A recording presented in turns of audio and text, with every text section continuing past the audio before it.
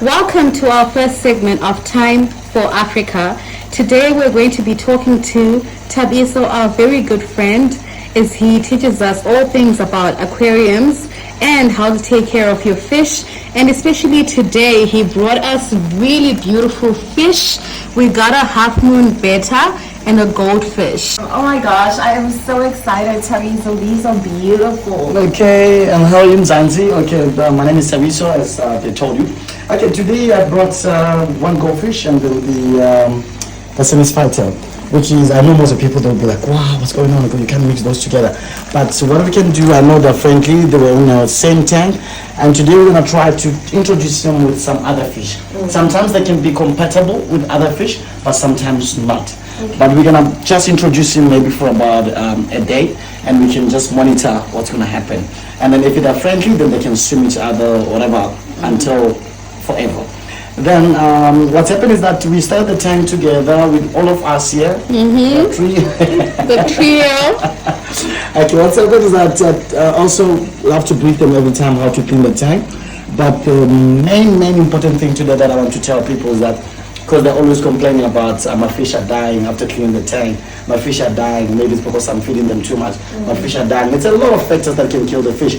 But today, most of the people they're experiencing like a death after cleaning the tank, which is the problem is that remember fish, they survive with the bacteria. And then what's happening is that mostly because then we get a filtration inside, like submersible one like that one is got a sponge inside, and then you must bear in mind every time when all the filtration is working in there, the sponge inside the pump and the filter that goes together in there, they are carrying the bacteria for surviving the tank, which is the problem that most people are doing is that when they're cleaning the tank, they take so much water, maybe about 50%, 60%. That will cause a problem. They kill all the bacteria. They kill most of the bacteria. And also they wash the sponge inside with the tap water or maybe with any water.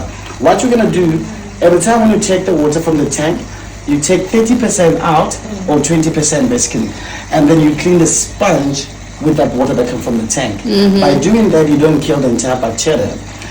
You be killing maybe 15%, let's say 50% or 40%, and then immediately when you're going to put back all the sponges inside the filter or whatever the pump, it's going to regenerate the bacteria again, and it's easier. But immediately when you wash the sponge with the tap water or with any water beside the water that comes from the tank, then you'll be killing most of the bacteria. Then you're experiencing the spike. We're talking about the nitrite, ammonia, or maybe the fluctuation of the pH and stuff, and that's your causing a problem. That's where the fish are starting to die one by one. Most of the people they don't want to keep the fish anymore because they never get the equipped or much information about how to keep fish. But that's what I'm going to brief you today. Thank you. So Thabiso, I see that we are keeping the new fish in the plastic. Why are we doing this? It's called, most people, we call it in the aquarium term, it's acclimation, which is you introduce the fish before you can put them like immediately. Because the temperature from the plastic or whatever when you come from the pet store, when you get home, the temperature is not the same with the temperature from your tank. Then if you can just chuck them straight into the tank, sometimes they get a shock and they die. Immediately, or maybe after 15 minutes or something like that, or they can get disease like a white spot. In scientific way they call it ichthyopteris or whatever, or you can call it with a different name, or you can cause them different disease basically, because immediately when they start to stress, then they're experiencing this lot of disease. But the common disease, we're experiencing the white spot, and then white spot is very dangerous because normally it's like a parasite that will spread quickly. It's very, very dangerous. It can contaminate the whole tank, and then you can lose almost 90% of the whole tank. And then to cure the white spot also, it's it's not that easy. It needs you to pay much attention with a different type of medication. You can pick a good medication. There's a lot of medication that you can use from a different store, but remember, white spots can stay in the tank for 30 days. And then what's happening is that it's just generating, because it hatches the eggs into the sand, and then after that they just hatch, and it's a cycle. And every time it's going to kill the fish. Then to avoiding those kind of problems, like we have to introduce the fish like this. As I said, that we call it acclimation. Then after 15 minutes, 20 minutes, you can release your fish. Okay, the other thing, the important thing that most of people they forgot about it is the water that comes with the fish. Mainly, or most of the time, basically, we don't want to chuck all the fish with the water that come from the pet store. I'm not saying it's bad, but what I can tell you is that we don't know what they're dosing. Sometimes they dose different kind of medication. If they're using copper can stay for long in a tank. And then if you introduce your fish with the water that already contaminated with the copper or something, or maybe it was used with the copper, there's a lot of medication that they're using combined with the copper, then it's gonna kill the entire tank when time goes by slowly. And then to avoid that, what you're gonna do, it's better you scoop your fish with a net, or what you do, because you remember the acclimation is not like to put the plastic inside just like that. We also we add a little bit of water from the tank, and then we acclimate them with a new water and with the temperature at the same time. Then to avoid the death, that's how we do it. Then we introduce them for about 10 to 15 minutes with the water that's from the tank, and then after that we can just hook them with a net, and then we introduce them nicely into the new tank. As I said, we avoid the water from the pet shop.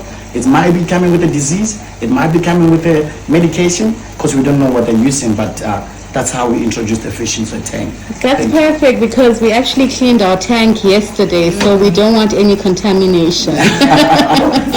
Nope, let's use the net. Yeah. Cool, now we're going to first Goldie. It's like a fainter. Hello, from home. Yeah, and then now we're going to do our half moon. Oh, this half moon is so stunning. Oh my god. And then let's check in. I can't believe we lost one recently. It's a loner basically, but sometimes you can introduce them with the other fish. And let's check how is it. Yeah, I heard you can't put two males. Yeah, yes, they're gonna kill each tank, other like immediately. They're gonna fight like a pit bulls. Wow, this is so beautiful. Oh my word, this is stunning. Cool. Then do you have a packet or something? No. Let's take a look at this. Okay. And So keeping fish is a beautiful thing, and you see, with just the right advice, you can do it too. You can have a very healthy tank and just enjoy the beauty of keeping fish. Look at her lighting. I know, right? Okay, so something exciting is happening today. We decided to treat our fish to some organic food. So we've been feeding them this crisps, and yeah, Tabiso, you can let me know, like, with the organic plants, the live plants, is it healthier and better for the fish to eat on that compared to the dry food? yeah, I can say yes, especially for the goldfish or maybe cold water fish. The natural habitat where they come from, normally they eat plants, which is that's why sometimes you have to add a little bit of a plant for them, just then they get something from the nature, because they enjoy that. There's no one to feed them pellets or something. They Yes, in the ocean. which is as I said, the natural habitat. They eat plants, which is for now it's gonna be like a snack, but it's not only for snack. And remember, plants also, they can help with the oxygen, which is they can release oxygen if there's no power or something like this. If you know, especially for this time, because we're struggling with the load shedding and stuff. But for now, we're gonna just introduce 2 plants in there, and then maybe after 2 weeks or something or so, I'm sure there'll be nothing left in there. Maybe they're gonna chow all the leaves, I'm sure. But I hope so. I've seen them. I hope you I've seen all of enjoy them. it. And I don't know how we're gonna put where and which one we're gonna put it on each side. But let's just put this one here, Oh wow. and maybe another one from this side. Yeah, maybe that side will be behind. Okay.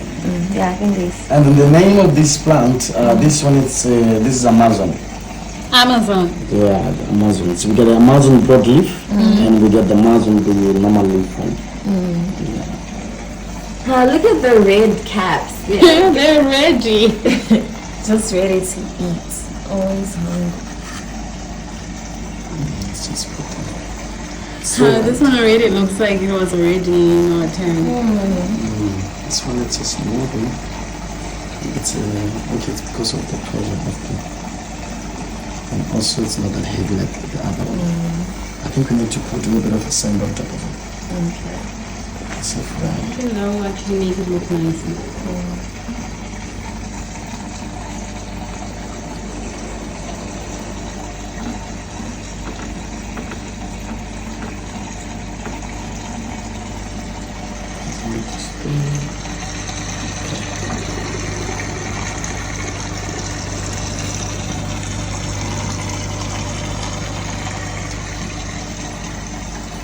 not moving. I think we need more stones. Yeah, I think we'll have to literally just dip my arm in there and then put it, make sure the gravel holds it stable. Yeah, maybe at the bottom. So just hold it.